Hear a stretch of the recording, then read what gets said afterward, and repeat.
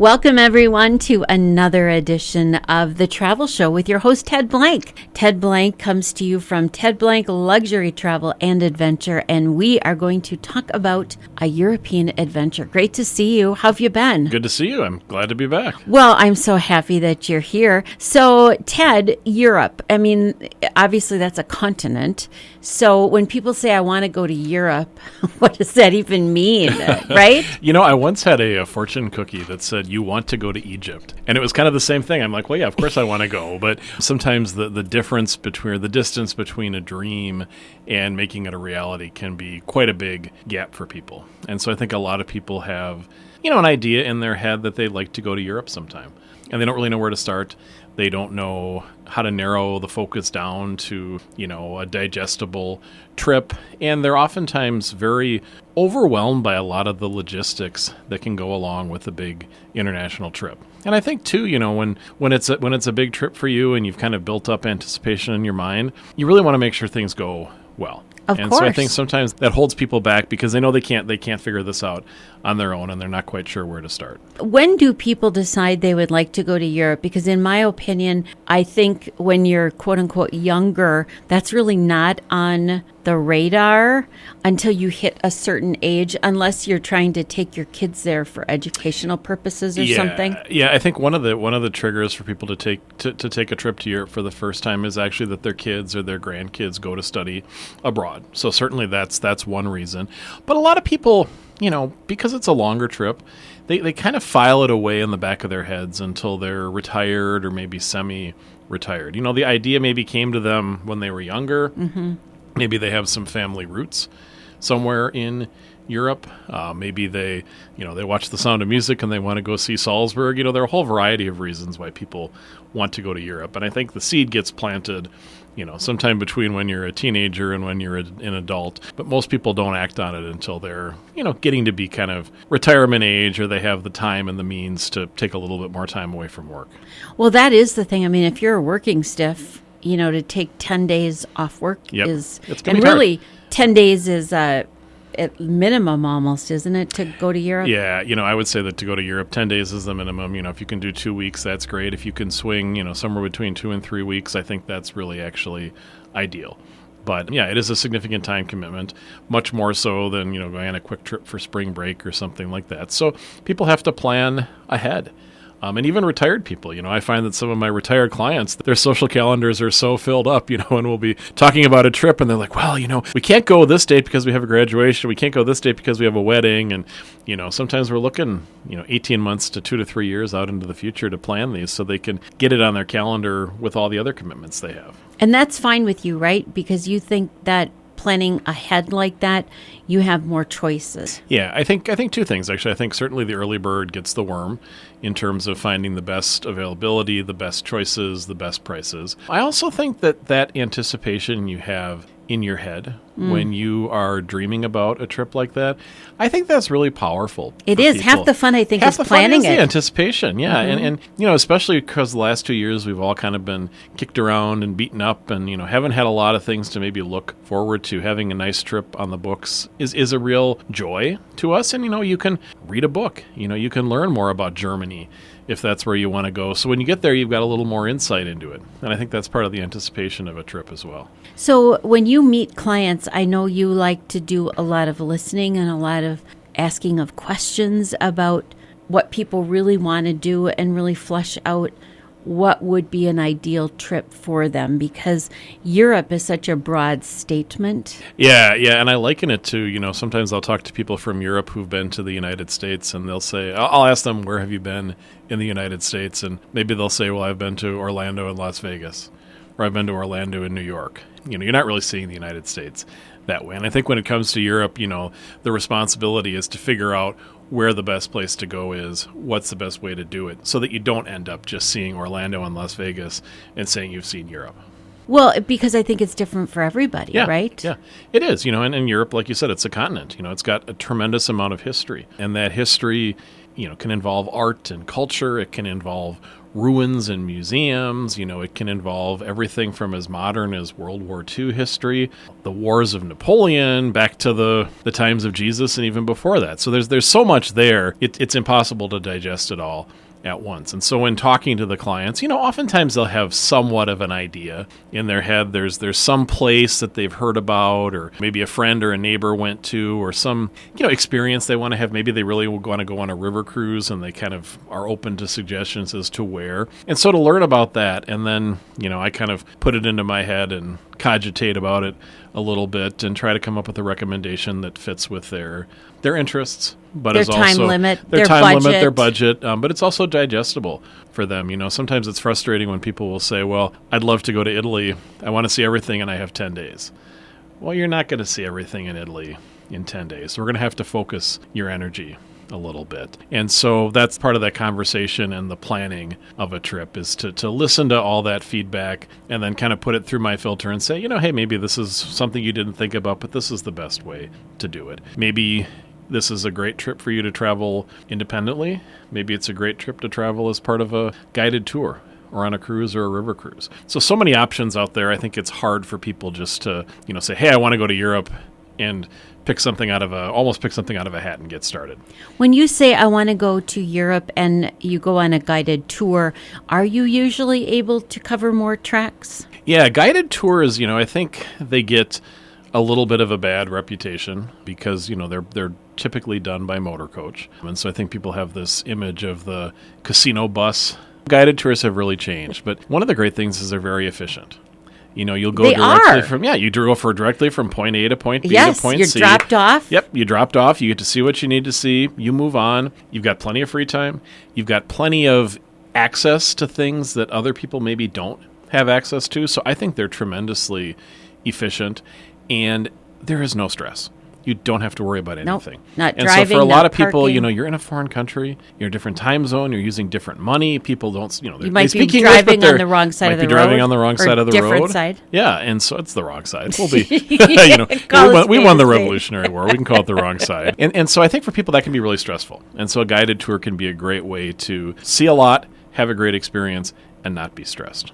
So when you flesh all of this out, is there an introduction to Europe place or trip or circle or whatever that you recommend? Yeah, so that's where it's important to have maybe a little bit of a larger conversation with people. There are some people who this may well be the only trip they ever plan to Europe. And if that's the case, we're going to probably focus on a couple of the major cities, maybe London, Paris, and Rome, maybe London, Paris, and Munich for Oktoberfest, something like that. Maybe, Paris, Madrid, Rome. Get you to some of the big cities, see the main attractions, and get that experience. For other people, they may want to go back to Europe a couple times over the course of their life. And so in that case, I'd probably focus in on a specific country and say, well, let's get started with Italy. Let's take 10 days and give you a chance to get a flavor for Italy. And then next year or 2 years later, when it's time to go to Europe again, let's go to Germany and see something different. And some people will say, oh my God, I loved Italy. I want to go back again a second time. Great. We can do that. So sometimes, you're trying to give that kind of the survey of Europe. Other times you're trying to break it up into smaller pieces for people. And what are some of the things that you can help people with that, let's say, they couldn't do on their own, or they might not feel comfortable on their own? Yeah, so I like to tell my clients that, my role is to make sure that you're very well taken care of from the moment the plane takes off until the moment the plane gets back here and you get back to your house. And so it can be everything from arranging the logistics of things. How do you get from point A to point B? It can be planning and recommending the right guided tour or the right cruise or the right river cruise. It can be putting together a customized tour, where you're staying in the level of hotel you want to stay at. You might like to stay in a nice boutique hotel. You might want to stay at a really grand, elegant hotel. You might want to stay at a more modest hotel. And making sure that you have the best guides so that you can see the sites you want to see, so that we take advantage of the time you have and use it really, really well. And so, I go to Europe, in most cases 3 or 4 times a year. And, I like to make it clear to people that I'm not going to Europe on vacation. I'm going there because I get a chance to meet people and see things and see places who end up, being resources for my clients in the future, whether that's a hotel general manager, whether that's a tour guide, whatever the case might be. I'm kind of always building up my Rolodex of resources in Europe. And for you, it's important because if you just go off of what a picture on the internet looks like, a lot of times those aren't accurate. But if you've been there in person, you know what the hotel actually is like or the tour guide is actually like. Yeah. And of course, I haven't been to every hotel in Europe. That's impossible. But I think you're absolutely right. Everyone's headshot on the internet makes them look 25 and skinny, right? So not everybody looks that way. And every hotel looks like it's a luxury hotel with beautiful accommodations view in the best spot with the best view. And sometimes you get to a hotel and you're like, I can see where you took that picture from, but is it really ethical to stand on top of the dumpster and take a picture to call that your, sea view? And so sometimes that is that can be the case. Misleading, but sure. It's misleading, and sometimes it's as simple as, where do you stay? Where is the best location? If you go onto the internet and you search for a hotel in Paris, you'll get 5,000 results. Most people don't know where to even begin to filter that down, to narrow it down to a place that's going to be, convenient and safe and have easy access to the things that they want to see. And that's only one piece of your trip. How do you get from the airport to this hotel if you don't speak French? And these are all things that you can help us with. Yeah, getting from the airport to the hotel, getting from the hotel to the train station, getting train tickets booked if that's what you're going to do when you're there. And then working on the experiences you have while you're there. Because I think that's probably one of the most important parts of a trip to Europe. That's where the memories are. That's where the memories are. And, we've all been on tours where we have kind of an indifferent tour guide and, it's 50 people following an umbrella, and then it always seems to end in a souvenir shop, right? That's fine. But there are a lot of better ways to see things. And so much of Europe is meeting the people, experiencing the culture, but understanding the culture, putting it into a little bit of context, so maybe it's about going on a foodie tour of a city, or maybe it's about going to an art museum with an art historian who can help you understand. I was there a couple months ago and I had a chance to tour the Van Gogh Museum in Amsterdam. And if you just go in there and you buy your ticket, they give you a little audio guide and, it sort of reads the placards by the pictures and tells you what the placards say. But they don't really give you any context. Like, who was this guy and why was he doing this? Why was he depressed? Yeah, why was he depressed? And, all those kinds of things. And what else was happening in the world? Like, who were his friends and who were his enemies and all that kind of stuff. So it was just an absolutely fascinating tour. And I came away feeling like I could almost sit down and write a paper on Van Gogh, but it was so entertaining. Like, she did such a good job of engaging us and keeping what, somewhat could be a very boring topic for some people, really interesting and engaging. And so if it's art, we want to find the right experience and the right guide for you. If it's food, if it's culture, if it's history, what is it to try to make that match? So you are always trying to dig out new stuff to add to your repertoire of experiences for people. Yep, always new places. Well, they're not new places. They've been there for thousands of years. But I was on a webinar last week with French Tourist Board, and they do webinars for travel advisors every week. And so I try to go to as many as possible. And, I like to think I know many, many things about France. They talked about a city that I'd heard of called Amiens, but I didn't really know anything about it. And it turns out it's actually a lot like Venice, and it's like the Venice of France, and it has all these canals and canals through gardens and just a place of incredible beauty. And I kind of had no idea. So it's like, let's put that on the list to learn a little bit more about. And it's the kind of thing where for the right person, it might be a real highlight of their trip. So you, again, then have these conversations with people about what they would like to do for a trip to Europe. And then do you decide on a time frame, like how long they're going to be gone? And then you look at what time of year you should do this, or how does that work? Yeah, and in many cases, those are all kind of open questions that we'll discuss and kind of come to a agreement or a plan on.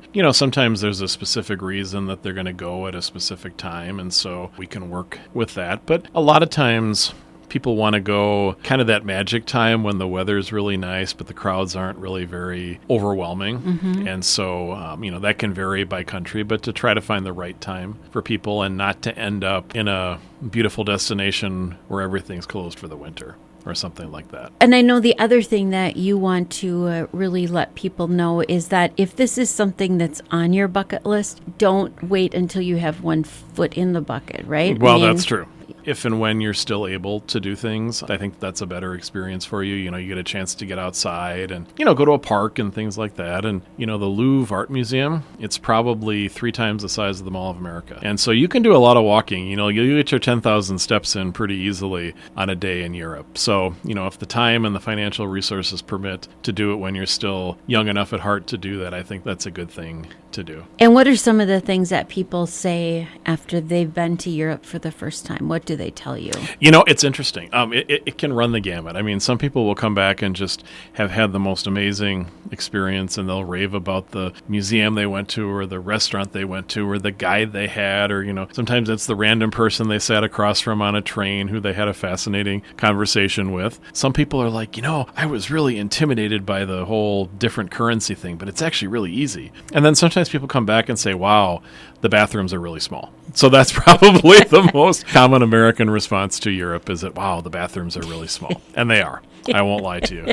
They're very efficient use of space. So again, Europe is not out of our reach, and you would recommend that we'd be planning a trip now for how far in the future? So right now, so today in 2022, Europe is so popular that it's almost impossible for me to get a trip put together for this year at this point. Flights are full, hotels are full, everything is basically full. If you're okay going in December, late November, December, we could probably pull something together. Next year, demand is already super, super high. And the folks I work with who help me plan these trips, you know, usually we can put something together in, you know, a week or so, kind of a customized proposal. Now it's more like a month on the turnaround time. And so I think if you're thinking about going in 2023, we should be talking about it, you know, in the next month or two. If you're kind of unsure as to when you want to go, it would be a good time to start talking about 2024. Push it out a year. Yeah, push it out a year. Give us a little more time to plan things. Things are already available to purchase for 2024 in Europe.